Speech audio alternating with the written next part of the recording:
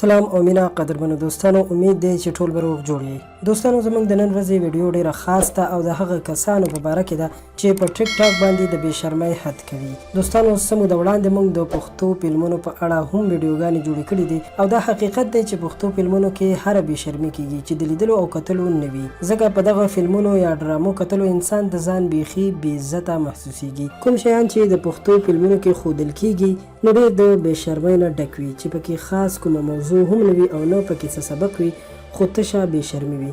د پښتو فلمونو ټولې جنکۍ پنجابۍ دي او د دوی همدا ټارګټ دی چې پښتانه بې غیرته کړي او د فحاشۍ سره سره یې له حیا عزت نه خلاص کړي. خو اوس چې د یو بل بې غیرته کولو پلیټ فارم په اړه خبره کوو نو هغه ټیک ټاک دی. د پښتو فلمونو په مقابله کې ټیک ټاک ځکه خطرناک دی چې په فلم کې خو به هر چاته د کار کولو موقع نه ورکول کېده، خو په ټیک ټاک باندې هر څوک لګیا دي ځان نه په کوټه کې ویډیو کوي، هغې ته د ټیلنټ یا قابلیت نوم ورکوي او په ټیک ټاک باندې خپروي چې یوه لویه کنجرخانه یې جوړه کړې ده.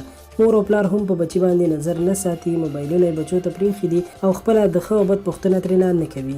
یوه بله خبره چې د یادولو وړ ده، د همدې موبایلونو له لاسه ډېرې جینکۍ هم له کورونو نه وتښتېدې او په موبایلونو یې پردو هلکانو سره یارانې جوړې کړې. ممکن زما دا خبرې په خلکو باندې بدې ولګي، خو زه ټولو ته خواست کوم چې په خپل ځان او په خپلو بچو رحم وکړئ. بې ضرورته خپلو بچو ته موبایل مه ورکوئ چې بیا وروسته ستاسو د عزت جنازه وباسي. په دې هیله چې ویډیو به ستاسو خوښه شوې وي، مهرباني وکړئ درسره لایک کړئ که غواړئ چې په آینده کې تاسو ته همدغسې معلوماتي ویډیوګانې جوړې کړو او تاسو ته د هرې ویډیو راتلو سره خبر درکړل شي. نو زموږ چینل پښتو پوسټ همداوس سبسکرایب کړئ، ورسره خوا کې د ګنټۍ نشان هم وهئ. تر بیا د الله په امان، ډېره مننه.